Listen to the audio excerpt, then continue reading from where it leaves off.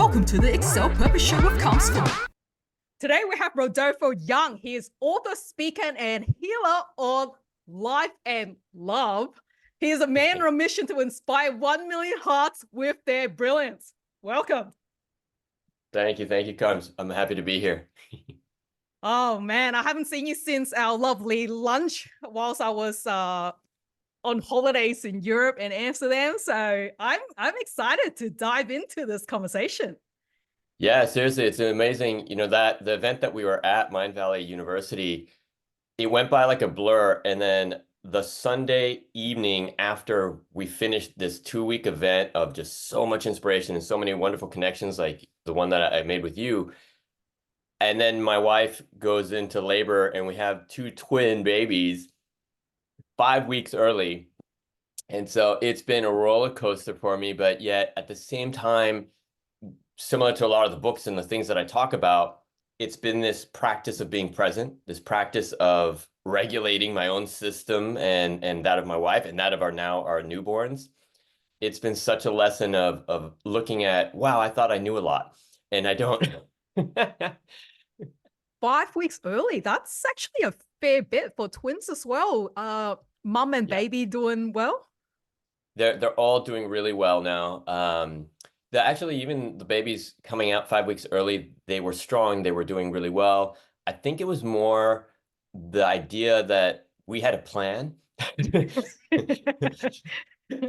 We had a very specific plan. We're like, we wanted them to be born yesterday. So on the 9th of September. So it would be 9/9/2025 adds up to 9. We were like super excited. We're like, we're going to be have 999 babies. Not to mention it was like a full moon, blood moon last night. I didn't even know that. Yeah. Which maybe that would have been a crazy omen if they had been born on that night. So maybe we're good. But we had this whole plan and then they came 5 weeks early.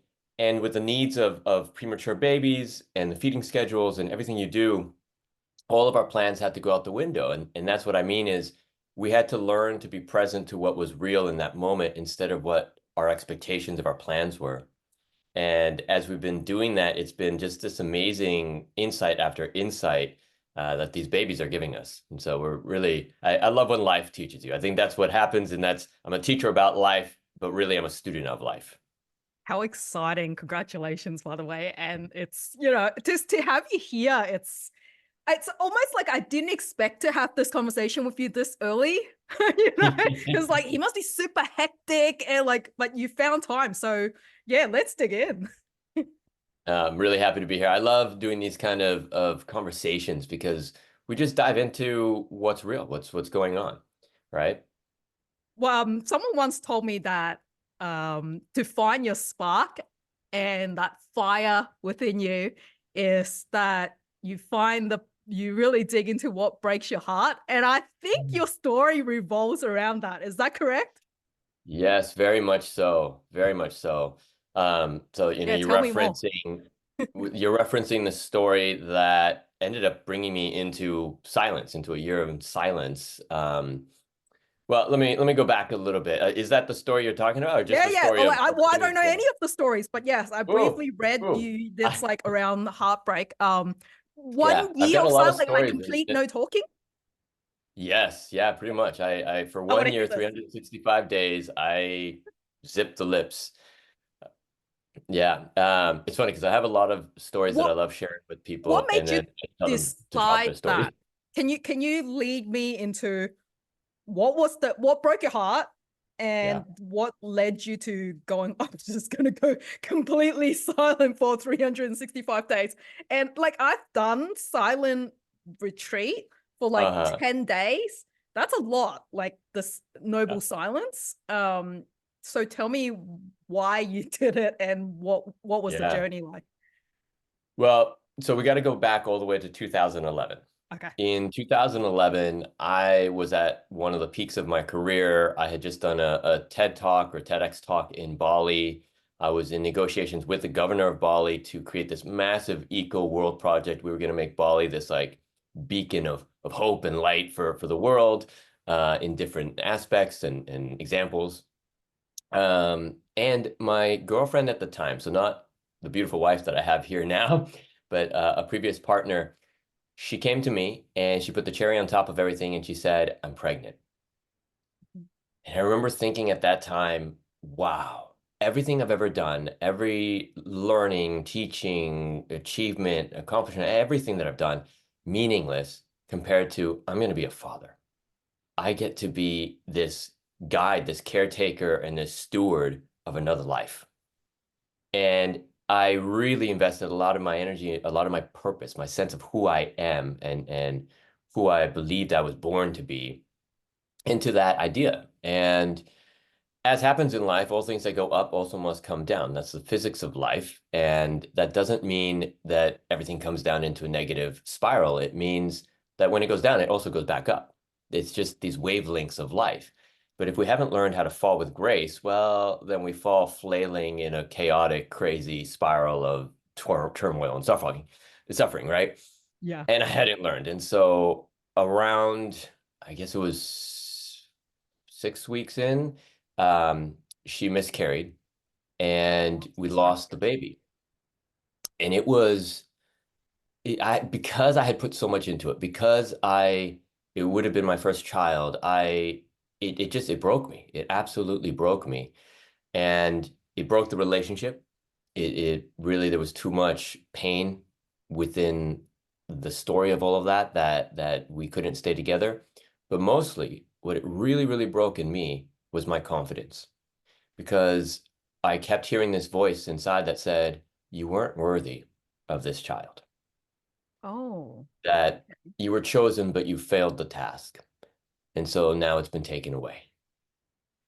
And probably one of my deepest So fears, you took and fault of that situation. what's that? You almost took fault, like you put the blame Oh, on yourself. 100%. I took 100% Did of she the feel that way? responsibility. My partner at the time, she probably, because she also, you know what, because our relationship broke, we never got to drop in and actually clear a lot of what had happened with that. But I know it took her about a year and a half or more to reconcile her own issues with it and the depression that it led her into. She now has, I think, two beautiful babies and is married and has this beautiful life. She actually messaged me. This is one of the most beautiful pieces of how life up and down. She messaged me when her firstborn was, I think, about a year old. So she messaged me to say, "Hey, I just wanted to touch base and let you know that I've had a child and all these things." And at that time, I was already with my now wife, and I shared it with my wife. My wife started to cry. My wife started to cry in the feeling of knowing how much that meant to me. Hmm. So really beautiful how things actually come back around. And Yeah. now I am a father of two, so I doubled down on the the aspect of it. But here's what happened. Back then, I hadn't come to this, peace with all of it. And I was tormented no matter which direction I went in. If I stepped in any direction of life, especially of any relationships, it felt like I was walking on broken glass.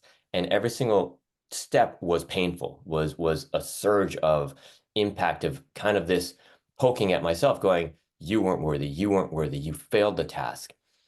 And I actually have come to believe that not just for myself, but especially for anybody who takes on the role of a provider or a protector, or some of these more masculine energy types, like the archetype of the masculine that we have in our gender and in our gender roles and society. Um, when they fail, that's the biggest fear. And it's because then we lose the confidence in ourselves and we lose the confidence of others. And so then how can we lead? How can we protect? How can we provide? And so that was what I was struggling with. And I know human nature. Human nature is to go outside ourselves, to distract ourselves, to work harder, to go on a retreat, to go into substances, and to try to avoid what we're feeling. And I didn't want to do that. And similar to you, at that time, I had done a few silent practices. I understood the power of it. And so I thought, okay, I'm going to go inward quietly and I'm going to see what's going on. I'm going to heal my heart. And so I did. I decided 365 days, a full year, because I knew if I did anything less, if I did like 10 days or a month, then the first 10 days would have been me thinking about, oh, wow, this is so hard. This is so hard. The last 10 days, I'm almost done. I'm almost done. And so I wouldn't have ever surrendered into it. So that, you know, I'm going to do a year because my mind can't even cope with that. My mind can't Did be someone like, give you that idea? How did no, you come up it with that? was, I mean, I had done some Vipassana meditations. And so I knew the practice of mindful meditation. I knew the practice of silence with it. And I really liked it. And I had actually already done a couple of those practices on my own of Uh-huh. 10, 20, 30 days in the world being silent. And it's wonderful. It's actually a respite to the chaos that's often around us. And it's actually one of the books that's in the pipeline right now. It's called The Pause, and it's what silence gives you. So I went into this silence and I thought that was going to heal. That whole point was heal my heart. And so I spent nearly this entire year completely silent, not speaking, but being in the world. So I continued my practices, I continued writing, I continued speaking technically because I was being hired for speaking roles internationally, and I'd show up and the co-organizers would be like, "Cool, so good to meet you. How are you?" And I'd just be nodding, and they're like, "You're talking, right? Like when you get on stage, you're gonna talk." And I'd just be nodding a no, and they're sitting there going, Did I put the I had money on a the right very guy? yeah, exactly. Right. I had a very visual presentation that I would give, and so I didn't need to speak. I found ways to operate in the world without Oh, you actually words. didn't speak on I stage. actually didn't speak. Yeah, You I went just Mr. Bean style. yes. Wow, what a good example, actually. That man expresses so much, right? Well, so I did this and obviously the practice itself, the year in silence was so beautiful for me.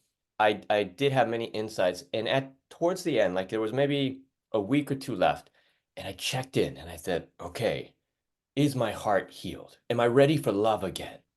And a little voice in my head was like, no. What? What are you Still? talking about? I don't think I can go more extreme than a year in silence. What am I supposed to do to heal this heart that's so broken? And as I said those words in my head, I realized what I'd been doing. For a year, I had been repeating the story. My heart is broken. I need to heal. My heart is broken. I need to heal. And so, what was I reinforcing? A healing of a heart or a broken heart? I was Hmm. reinforcing the story that my heart was broken. And the things that had led to that, the events, the circumstances of life, they had come and gone. They were long gone. But I had kept the story alive. And I think this is what so many of us do. And this is what I talk and I write books about so much now. The stories that we have in life, which is why I laugh that I have a lot of stories I love to share. And yet at the same time, I'm always telling my students and my clients and my readers, stop listening to your stories. Right? We look at our stories as guidance, as insights, as places of wisdom and pockets and seeds of inspiration. But if we hold them as identity, ooh, we're going to be suffering Yeah, because I but mean, this is about not listening to negative stories. The positive ones well, are fine. even Right? sometimes the positive ones, because if we like that the problem is the attachment, right? If we look at the very Buddhist Okay, philosophy of it, I got you. if you get attached to either the negative or the positive story, you lead to disappointment Hmm. because things change. That's the ups and downs in life. And so if you can see a story and garner some wisdom from it and then move forward with that wisdom, not forward with the attachment of the story. Right. As I said, even in the birth of our now beautiful twins, um, we had a plan. We had a story that we were attached to. It was a very positive plan. But because life, reality didn't partake to our plan, didn't get the memo, we ended up very disappointed and struggling to realign with what reality had brought. How did you feel when you first knew you were having twins? Funny enough, it was a story that was already in my head, so it didn't surprise me. Speaking of stories, my wife and I had had a lot of signs, you could say, of twins that were going to be coming into our lives. We kept hearing from people about it. We kept seeing twins, and so it was already kind of in the back of our heads that they might be twins.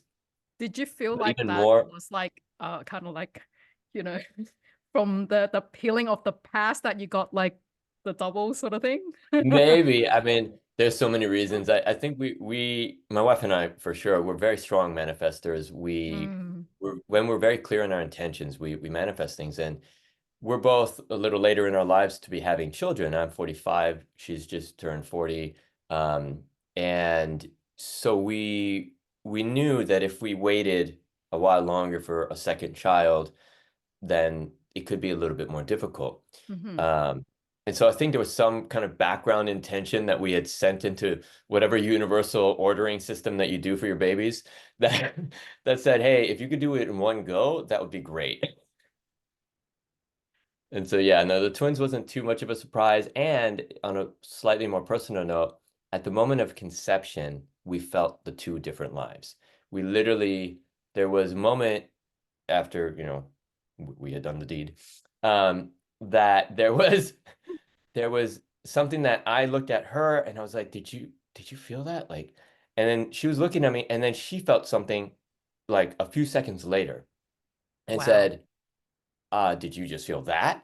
And I said, yeah, kind of. And so we both had this sensation of something, like you could call it a spark. Like there was some feeling of something just happened twice. That's wild. And then, yeah, so the twins. So we weren't too surprised by that. That's really, really cool. Like, so like manifestation sounds like a big thing for you then. I Mhm. know, it's one of those topics that I think for a while it's kind of like people see it as it's a bit weird, like it's sort of Yeah. tiptoe around the topic, whereas now it's Yeah. becoming more and more mainstream. So if people want to get interested in manifestation, what are the tips you have for them? So I look at manifestation very differently than I think a lot of the we'll call modern spiritual communities might, because a lot of times a lot of what's happening in spiritual communities these days, and I lived in Bali for 16 years, and so I was immersed in these communities. You get a lot of spiritual bypassing, and not just on personal traumas and suffering and stories and things like that, where people just kind of avoid them. But even in manifestation, people are thinking that you rub a magic lamp of a vision board or of affirmations, and then things are just going to happen. And what it really is that you're making choices.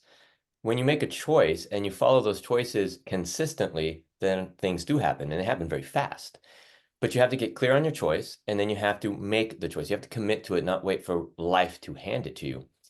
Mm. And so the way I like to think of manifestation is literally looking at the word, the manifest. What is a manifest? It's the inventory list of what's on a ship. It's saying what's already there, what's in the cargo hold. And so you would take your manifest, you would go down to the cargo hold and you're like, oh, okay, we're looking for this. This is what I want. So now is the clarity. And it's already here. I have to choose it though. If I don't choose it, then it's just going to go off on the next dock with the rest of the offload. I have to choose it. Oh, I like And this. You have to choose it. Yeah, people just you have don't to choose it. choose, right? Yeah, they don't Deciding choose. it. They really don't choose. Right? Wow. My wife and I, we used to give relationship workshops in Bali, and one of the biggest pieces to relationship that we say is the power of choice. That if you haven't chosen to be in the relationship, and people always look at us weird, like, what do you mean? Of course we chose to be here. I'm like, did you? Tell me your story of how this started. Oh, we were dating and it was really nice. And so we just thought, okay, let's extend this. Let's keep going. Okay, when did you make your choice? Well, I mean, I don't know. It just kind of happened. Like we started being closer. Oh, then you never made a choice. Oh. I And like that's the this. Okay, let's talk about this. So if we yeah, since you're like expert on both life in general and love, so if we want love, how do we choose? What are we supposed to do? Let's walk through this in practical steps, right?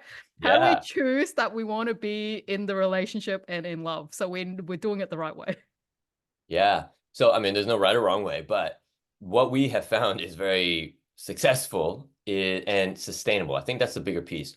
It's very easy, and you see a lot of workshops and courses on how to find love and start love. There's not very many on how to keep love, how to sustain the cultivation of a relationship. And that's really what we would talk about. And to do that, you do want to start in a certain way. And so one of the first was the willingness to grow, communication, and the power of choice. These are our three pillars to a successful relationship. The willingness to grow, what that means is you're not looking for perfection. So many of us are waiting to find the one, the perfect partner, the one that checks all the boxes. And the problem with that is you have this photo in your mind of that person, and you're walking around like this. I don't know where they are. They're not showing up. I don't get it. Yeah, because you're in your own way, right? And so the willingness to grow is to say, I'm not looking for the perfect partner. I'm defining the perfect relationship, the container that I want to join this partner in. And so we often say, don't worry about the who, get concerned about the what.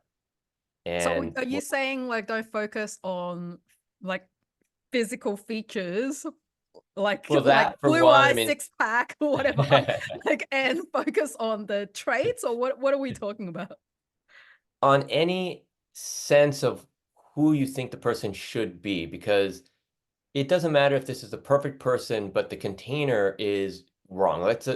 Here's a good example. A lot of times people find somebody that's like their perfect match, but they live across the world. And so the container of the relationship being at a distance doesn't work, and it finds itself in drama and conflict and challenge. Yeah. And so where we're saying to people, don't worry about the who, focus on the what, is to say, what is your definition of relationship? What if you thought relationship was like getting on a cruise ship and you're headed somewhere, where do you want to be heading? What kind of cruise ship? Are you in the luxury class, or are you in like the standard rooms? Are you there to relax, or are you there to entertain? Why are you on this ship? And so relationship, right? And when you really see that, then it doesn't matter the who, because you're going to meet the who on the ship, and they're going to have an alignment in that container. Same way if you're going on a flight somewhere, right? You don't need to worry about who you're traveling with getting there per se. You just need to make sure you guys are headed to the same place. Because if you're both at different gates heading to totally different places, relationship's not going to work. And again, in practical terms, that means, for instance, a lot of times people will get into a relationship and they will have the talk at the beginning of, hey, do you want children? And the other person might be like, no, I've never really wanted children. And then there'll be a little voice in the one that asks the question that's like, well, that'll probably change. Like, I can change them. I can change it. Right. If And they were even brave enough to bring that up. Yeah. right, yeah, even if they're brave enough, Yeah. exactly, to bring that up. And so we get attached to the projection of the story that we want, instead of listening to, oh, wait, we're not headed in the right direction, in the same direction, not the right, the same direction. And so that's what I mean is, you want to make sure first that the right container to you, the one that's aligned for you, is being set up. And that might be that you want relationship that gives you safety, gives you ease, maybe adventure, maybe passion. Well, whatever it is for you, and then go and start being those things in your life. Go start getting on those ships and those flights, essentially. And you're going to find other people that are in alignment with it. And that's where you'll find your who. But instead, most of us are finding a who that we're attracted to. So as you mentioned earlier, the physical traits and appearance, of course, that's the first thing that draws our attention. And then we start mapping a story in our head of how we want their personality and character to be. And so then even when they talk to us and it may not match, we're like, yeah, well, maybe I can see past that flaw or that misalignment. This will work out, right? Well, that's not really going to help you. So Do focus on you what. do you believe in love at first sight? I believe in capacity to choose at first sight, right?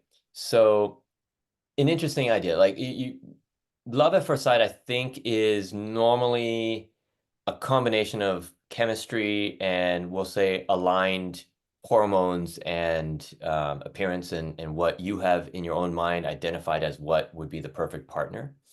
Um, and at the same time is a part of you that's committing to that. And so that's where the choice part comes in.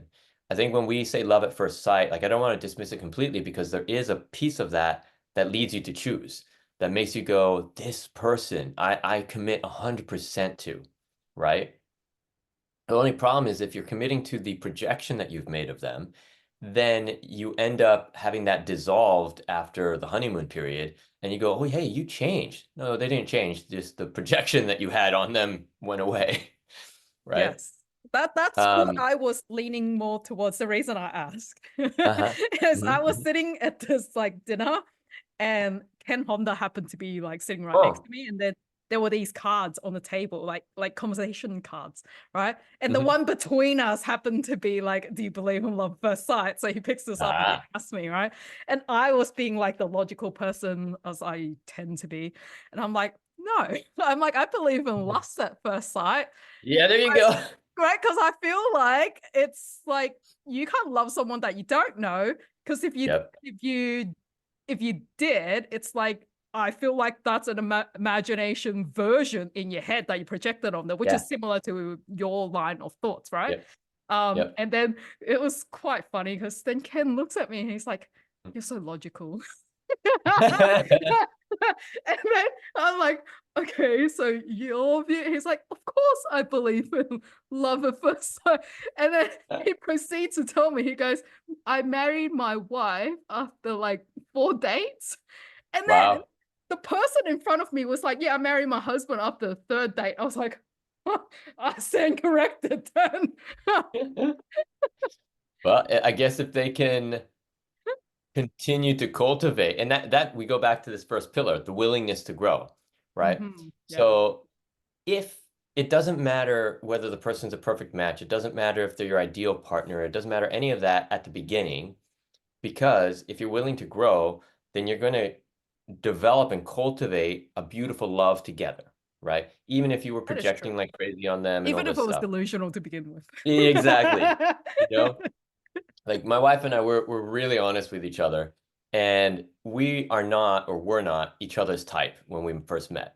Really? Like not at all, which is probably one of the reasons it worked, because obviously every partnership before that hadn't worked. So um but we knew that no, you're not really like my type, but this is nice, and let's keep choosing. And that was really the power behind it. It wasn't saying you're the perfect person beyond everybody else. There's no comparison against you. And so you're the only choice. That's a dangerous thing to think. How did Because you two meet?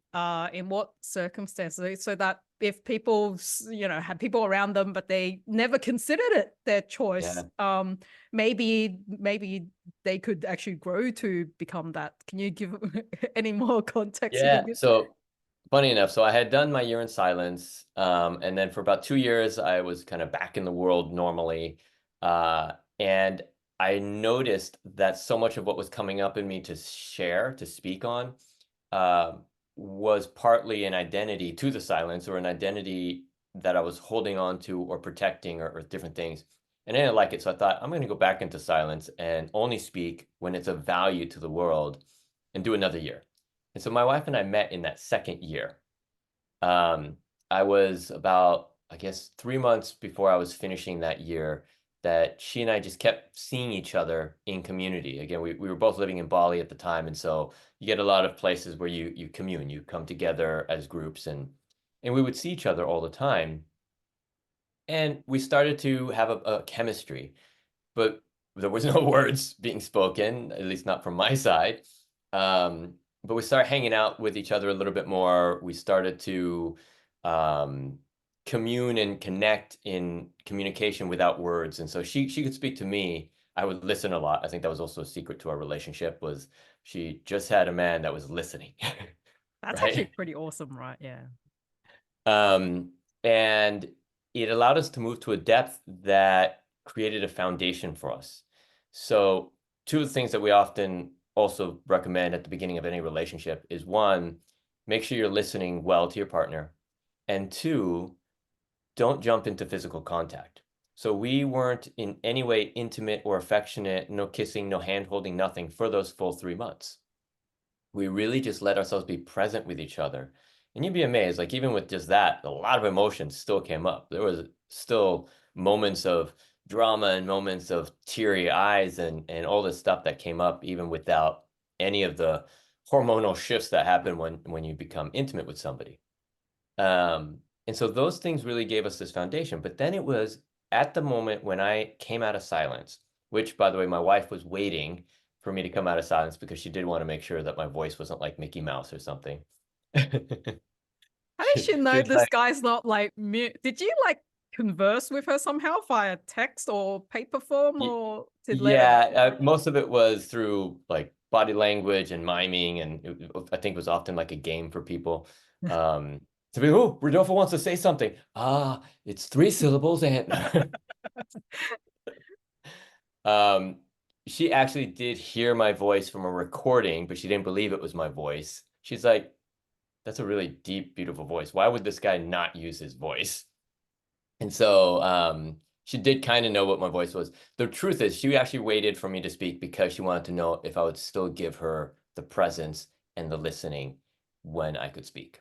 And so very wise of her to do. And so now I've had to hold my tongue for the last 8, 9 years to keep her. No, I'm kidding. No, there's in relationship at the beginning, I think one of the biggest keys is that power to choose. So what we did was when we finally actually I was speaking and we were looking at, okay, let's actually commit to each other 100%. There was this looming sense that came in that was like, that I think everybody has at the beginning of a relationship, when you're at that point where you're going to commit to being serious and just the two of you and you're just cultivating your relation, that you go, yeah, let's be together forever. And that is what I think scares the bejeebas out of most people, is because there's no certainty of what forever means. And you can't really commit to forever because you're like, I can't even, there is no forever. Like at some point I'm not going to be here. And then I'm lying because I can't commit to you forever. And so what we did instead was we said, let's do 30-day increments. And so we said, we're going to commit 100% to each other for 30 days. And over those 30 days, no matter what comes up, no matter what conflict, no matter what drama, no matter what projections or distractions or anything or temptations that come up, we are together for 30 days. And at the end of those 30 days, we'll check in with each other. And so we did. I love this. Yeah. Oh my God, it was the most powerful thing that we could have ever done. We at the end of 30 days, you don't go back and do like a review because that will just get too much in the head. You're just consciously re-choosing, right? Exactly. Instead of looking back and being like, well, this was good and that was bad, you just go, do you choose me again for another 30 days? And we did it for like 6 months. We kept choosing each other until it just became, yeah, I choose you for however long this gets to keep going. And so on the inside of our wedding bands, it says, I choose you. It's become one of our most important aspects and definitely one that we share with people.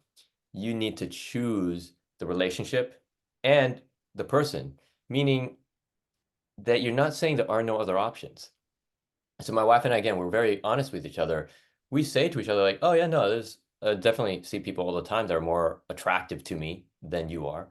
Definitely people that I might project, wow, that person could be a better partner maybe in this aspect, in that aspect or whatever. They're more interested in that thing. You don't even care about it, that kind of stuff. And I think this is what leads most people to problems. But we look at that and we go, and none of it matters because I choose you. I choose to cultivate with you. I choose to be in this container of growth with you. And then you learn how to communicate around all that stuff. And that's where the communication piece comes in, which I'm going to share one little formula that we've come up with for communication that I think, holy cow, it has helped us a lot. And I think it helps a lot of others. Of course. Let's hear it. When you communicate, only share what you're feeling and what you're requesting. Don't share the story. Only share what you're feeling and what you're requesting. So for instance, let's say I come home one day and my wife comes to me and she goes, hey, I've been feeling really lonely. I would love if we could spend some more quality time together. I actually really like this. I can see how this works because if like I go, I feel sad, right? And then I start digging into, because you didn't throw the rubbish out and like the last time we sat down, blah, blah, like if you don't say any of that, like you're just complaining, right? And you're just digging dirt. But you're not, most of the time you're not actually getting to the point. And people's like sat there for like an hour just hearing crap. And then it's like, okay, so what do you want me to do about it? It's like, well, it's just emotion. But what I love about what you said is just like, what's the request? Which is great because now you have to actually think it's like, okay, I feel sad. What the heck do I want you to do with that? Like at that point, right? It's like, okay, maybe I just wanted to go to that restaurant that I've mentioned 3 times and you never heard it all this time and I've been waiting. Right? It's like, book the restaurant. I'll be happy. It's like, okay, yeah, I'll just do that. Yeah. Yeah. Yeah. Because what you're doing is when we tell a story in between, we're doing two things. One, we're opening for defensiveness and disagreement because most of the time stories are based on perception. And so if you have a different perception of what's been going on, you're not going to land on the same page. And then you get distracted, as you said, and detoured into an argument instead of getting to what you want to request. When you get straight to the request, you're giving the power of choice.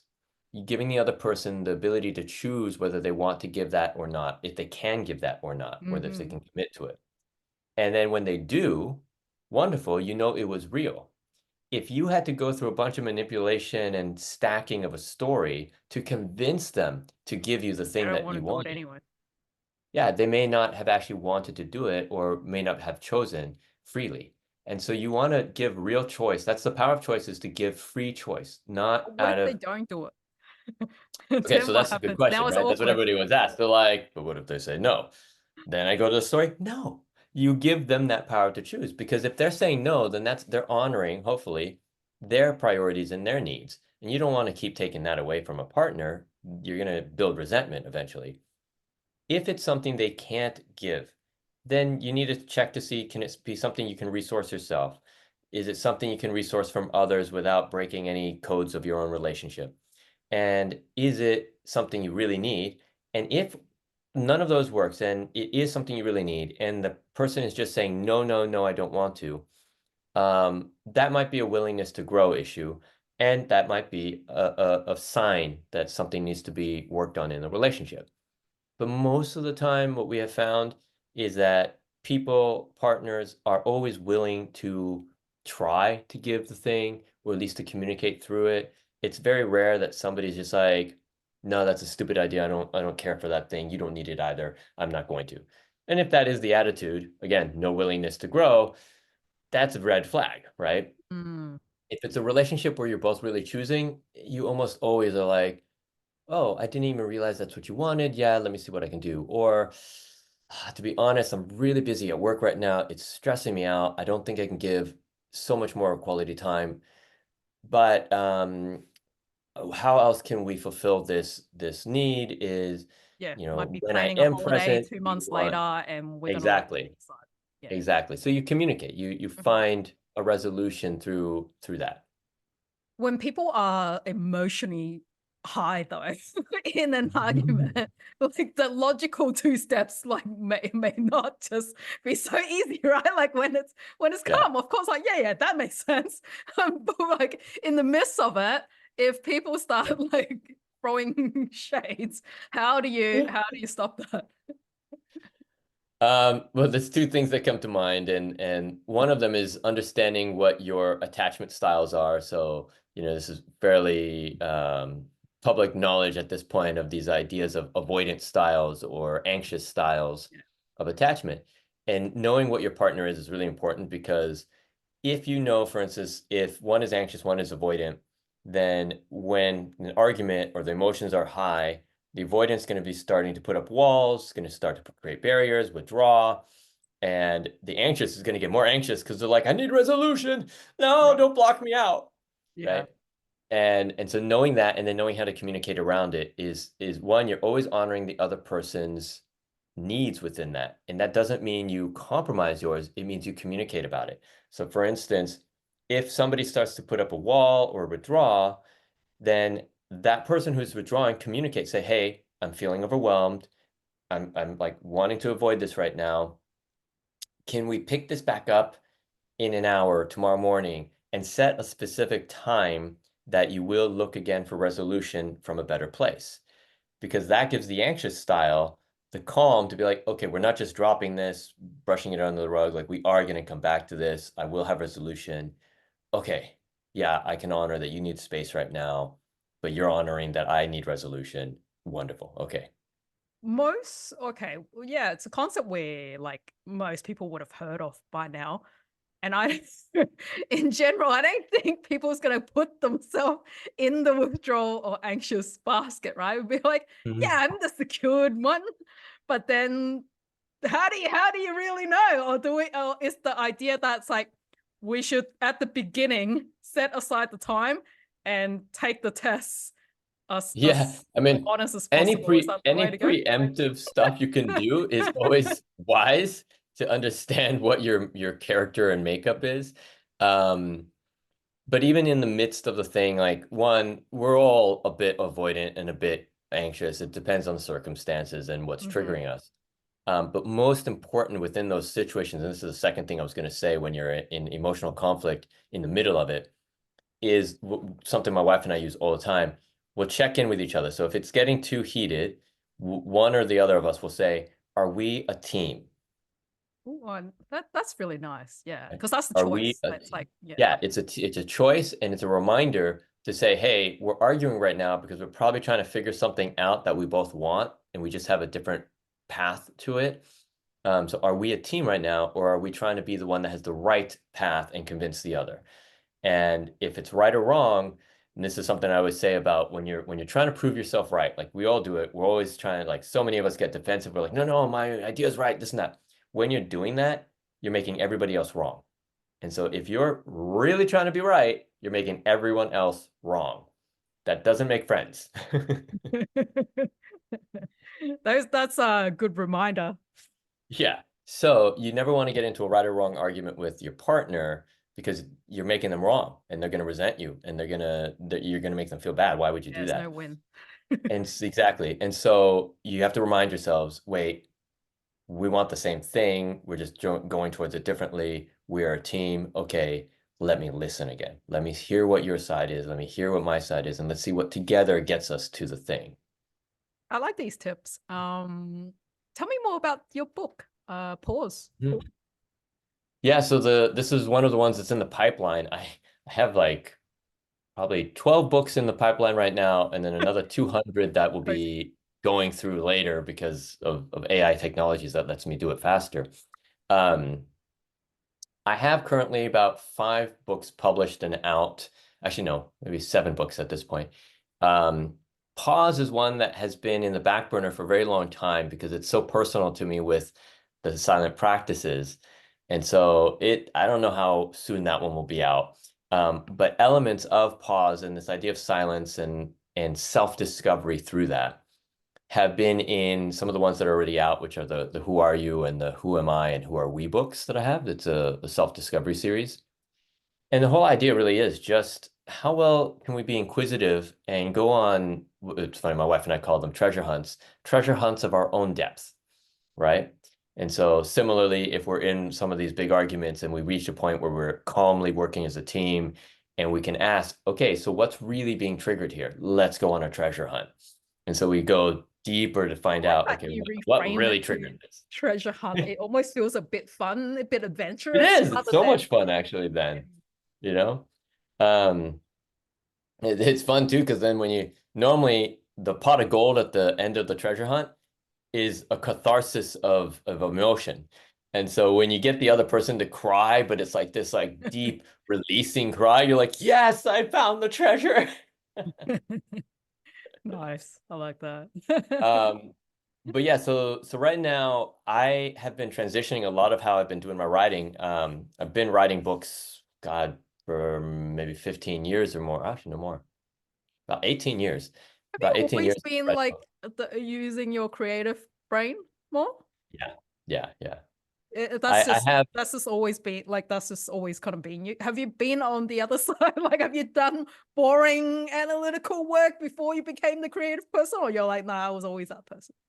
a little bit of both. I think I must have a really good bridge between what is it called? The corpus callosum, which I think is actually only in women's brains, but somehow mine is fairly well developed. I grew up with my mom and my sister, so maybe I've got an artificial corpus callosum or something, where the left and right hemispheres of the brain connect really well. So my ability to strategize and analyze and be creative with it merge pretty well.